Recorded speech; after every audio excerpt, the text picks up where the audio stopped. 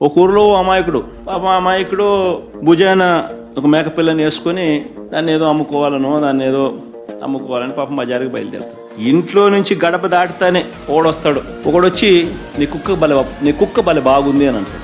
అమాయకుడు అనుకుంటాడు, ఇందిరా అబ్బాయి ఇది, నేనేమో మేకపిల్ల వేసుకొని పోతా ఉన్నాను, మెడలో నా భుజాన ఈయనేమో కుక్క పిల్ల బాగుందని అంటాడు ఏంది అని చెప్పి, లేదయ్యా ఇది మేకపిల్ల, ఇది కుక్క పిల్ల కాదు అని చెప్పి చెప్తాడు. ఆ నుంచి ఇంకో 4 అడుగులు ముందుకేస్తాడు.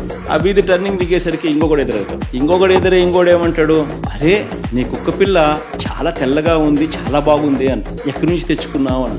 ఈ అమాయకుడు అనుకుంటాడు, ఏంద్రా మేకపిల్లని నేను తీసుకుపోతా అంటాడు. మళ్ళీ ఇంకొకడు వచ్చి మళ్ళీ కుక్క పిల్ల అంటాడు, కుక్క పిల్ల తెల్లగా ఉందని అంటాడు, భలే బాగుందని అంటాడు, ఎక్కడి నుంచి తెచ్చుకున్నాను అంటాడు. ఏంది కాదు స్వామి, ఇది మేకపిల్ల, ఇది కుక్క పిల్ల కాదు ఇది అని చెప్పి, నీ కన్ను కనపడడం లేదా నీకు అని చెప్పి మళ్ళీ ముందు. మళ్ళీ ఆ నుంచి ఇంకో కిలోమీటర్ ముందుకు పోయేసరికి ఇంకోటి కనపడతాడు. ఇంకోటి కనపడి, నీ కుక్క పిల్ల బలి బాగుంది, నాకు అమ్ముతావా అని అంటాడు. మేకపిల్ల నేను భుజాన్ని వేసుకొని పోతా ఉన్నాడు, కుక్క పిల్ల అంటాడు. ముగ్గురితో చెప్పించినాడు. 3వ వాడు వచ్చి కూడా మళ్ళీ కుక్క పిల్ల అంటాడు, కుక్క పిల్ల తెల్లగా ఉందని అంటాడు, నాకు అమ్ముతావా అని అంటాడు. ఇదేంద్రా నేను మేకపిల్ల వేసుకుంటూ పోతా ఉంటే అని చెప్పి మళ్ళీ ఆయన తిడతాడు. మళ్ళీ 4 అడుగులు ముందుకేస్తాడు.